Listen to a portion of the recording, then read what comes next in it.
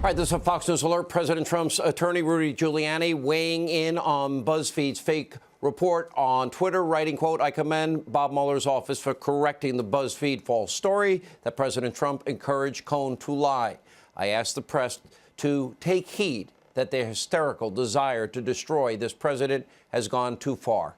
They push this without critical analysis all day. Hashtag fake news." We go now to the president's attorney, Jay Sekulow, also the chief counsel for the American Center for Law and Justice. Hey, Sean. This is how it went all day, Jay. Well, we haven't verified it ourselves, but if true, and this is both the Democrats and the media, but if true, and then they go to impeachment, and this is now going on for 2 straight years, false report after false report, conspiracy theory after conspiracy theory. You know, I think one of the networks, one of the other networks, I think I counted in the course of almost a little less than an hour, 17 or 19 times, they said if this was true, if this happened, if these facts could be verified, which we haven't been able to verify, this would be a crime. Well, that's like saying, you know, if someone robbed a bank, it would be a crime. Well, if someone did rob a bank, it would be a crime. But I think it's important here for a moment to reflect on that this was actually a good day for justice and a very, very good day for the President of the United States. But it's also important to say and to focus for a moment here on what the special counsel's office actually said. And Sean, because, you know, my job as the president's lawyer, as part of the legal team, is to analyze these things and to respond to what was going on, this frenzy that was going on the last 24 hours. And so let me start with what he actually said. This is from Bob Mueller's office. By the way, it's the first time they have spoken publicly about a false news story. This is what they said. BuzzFeed's description of specific statements to the special counsel's office, that's 1, and characterization of documents, that's 2, and testimony obtained by this office regarding Michael Cohen's congressional testimony are not accurate. So it's 3 things. It's the description of the specific statements to the special counsel's office, the characterization of the documents that were the basis upon which the media speculation started, and the testimony obtained by the office regarding Michael Cohen's cooperation with the special counsel's office. All of that, as reported in the report today, are not correct. And this isn't coming from me. It's not coming from the American Center for Law and Justice. It's not coming from my law firm. Who's it coming from? It's coming from the special counsel's office, Bob Mueller's office. So I think Rudy Giuliani is right in saying that this was the right thing to do, and I'm glad they did it. Now, where does that leave us? So, Sean, here's what I think this is. This is a warning sign to everybody that the speculation with no factual backup is dangerous for our republic. And look, I've been dealing with this, as you know, for more than 24 hours, about 24 hours. Actually, it started last night about 10 o'clock, so about an hour from now. And the end result of this was the right thing, but it took us 24 hours to get the right thing. But I think it's important for everyone that's watching to realize that the speculation and the media anxiousness to report out of the gate has got to stop. But there's also another message in all this, and you said this in your monologue. Look what is transpired. People say, is there any action being taken on the people that are doing wrong deeds, illegal conduct? Well, let's look at it. James Baker, the general counsel of the FBI, is under investigation for what? Leaking to the media. Well, Andrew Jay, McCabe. let me just say something. But, Jay, we just learned that this week. Comey's FBI, right. You have his deputy, Andrew McCabe, is under a criminal investigation. Now the general counsel. For leaking. For leaking. This is important. For leaking. They're not supposed to be doing that, Sean. And they're leaking documents. And they're leaking testimony. And they're leaking statements. And this is absolute. That's why they're fired and under investigation. You know, the media bias can be both ways. We got to focus on that. Yep.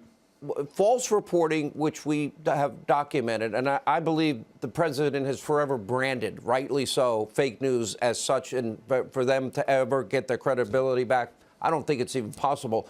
You know, look at this. We learned about the general counsel Baker. We know about Andrew McCabe. We know about Strzok and Page. They were even appointed to Mueller's team, along with Jeannie Ray, who used to be Clinton's attorney, and the pit bull Andrew Weissman. But here's my question.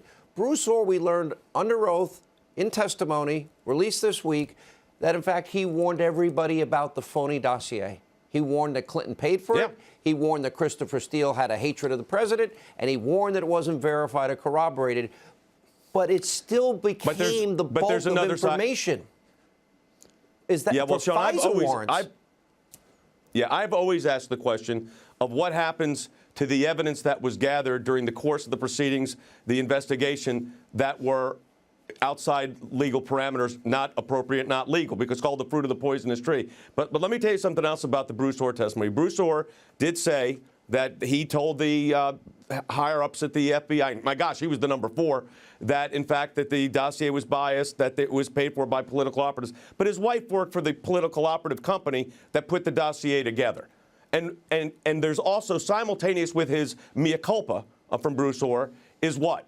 Are text messages that have been released between Bruce Ohr and who? Christopher Steele, the so-called British spy. And that is a plea for Bruce Ohr and Chris Steele, for Steele to come back to work to the FBI right after James Comey's fired. Now, ask yourself this question. Why was Christopher Steele fired by the FBI in the first place? And you know what the answer to that one is? A leak to the media.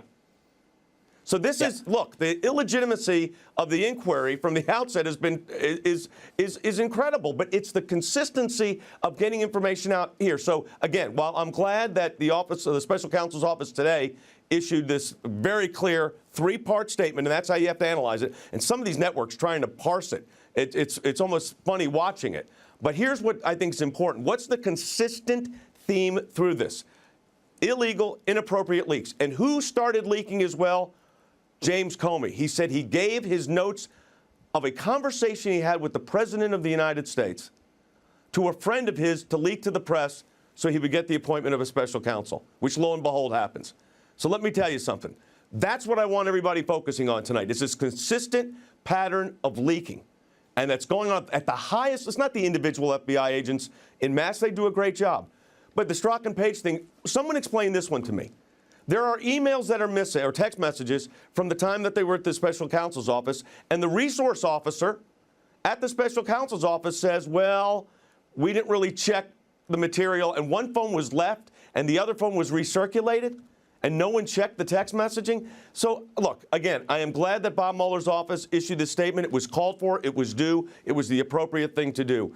But there are a lot of questions that are still not answered by the activities that have taken place here. Now, again, it's a good day for the president, great day for the president, great day for the country, not such a great day for the media. And I caution friends of mine in the media today to watch this, be very careful here. You very told careful. me early today. Unsourced, unverified, I told you that. Yes. We saw the two Buzzfeed. One reporter says, yeah, we saw the evidence. The other said we didn't. And, of course, they released the dossier without any corroboration. You know, here's the dangerous part and the serious part of all of this. It's hurting the country. This is an obsession. Yeah. Congress, you know, if verified, impeachment. This has been the burden on this president now for 2 years. And it was interesting to watch today the media also thinking obstruction of justice is a really serious issue while ignoring the deletion of subpoenaed emails, bleach pit, hammers, SIM cards removed. And, you know, we saw last week, Democrats say manufactured crisis, media says manufactured crisis again and again.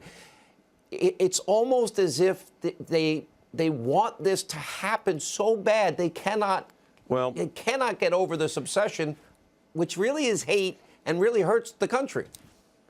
Well, look, this impacts the president, the office of the presidency, and the entire country. Well, let me say something. If you looked at the other networks, which I know you don't do, but in my job, I got to look at all of it, right? So when I saw that, I'm sorry that you have to do today, that. That's punishment. Yep, I did. And you know what double. It said, though? Special Counsel's office challenges Buzzfeed's statements regarding the president directing someone to lie. That's all I needed to say for the day. There you go. All right. Jay Sekulow, Good day attorney for for the president, chief counsel, American Center for Law and Justice. Thank you. When we come back, Joe DiGenova is going to weigh in. Dr. Sebastian Gorka weighs in on the media's embarrassing latest botched fake news report. It is now a chronic problem. We'll continue.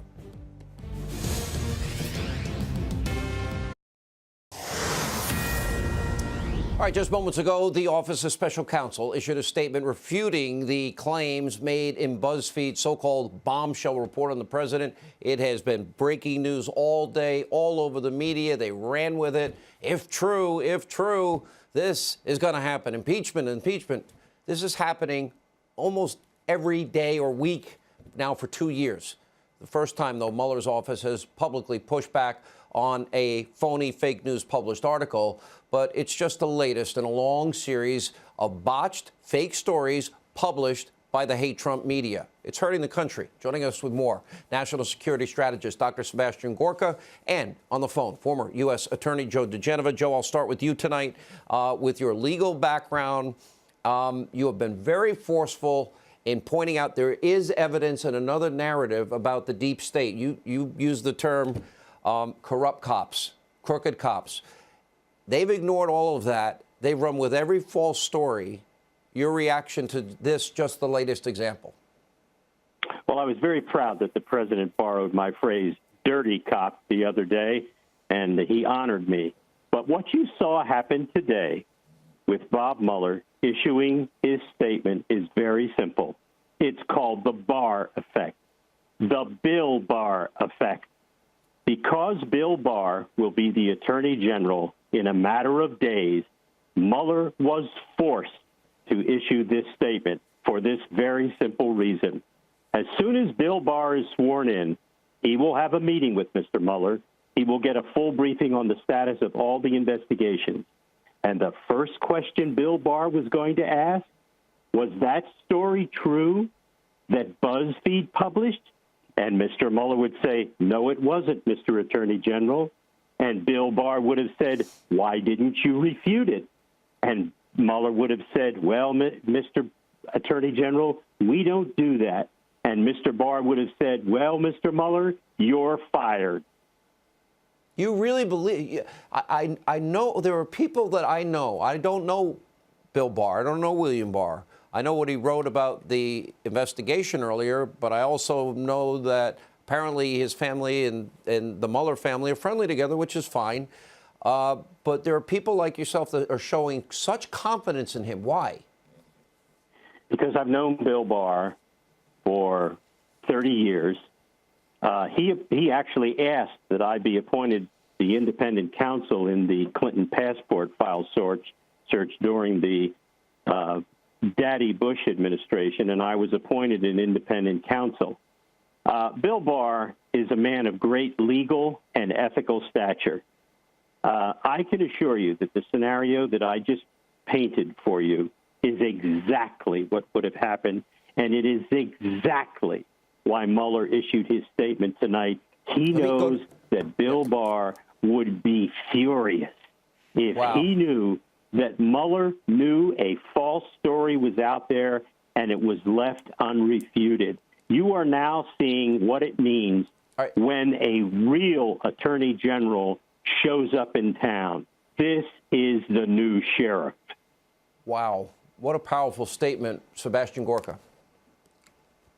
I can only back up Joe DiGenova. Bill Barr is a quiet professional, and I just spoke to somebody who worked with him at the DOJ. He is exactly the right man for the job. But with regards to this story today, Sean, it's incredibly important that we look at what the media did with it. That's the story. Not that BuzzFeed ran this garbage story, because we know BuzzFeed is the gutter press. The story is how the media lapped it up and used it for a day to call for the impeachment of the president. That's the story. Like Pavlovian dogs, they were given the bell and they reacted with their calls for impeachment. The end of the story is the following.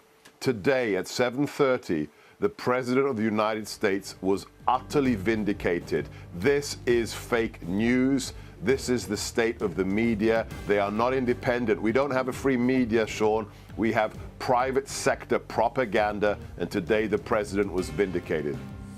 I think there's going to be a lot more of that vindication. Dr. Gorka, Fox News contributor, by the way, thank you for being with us. We always love having you. Joe DiGenova, thank you.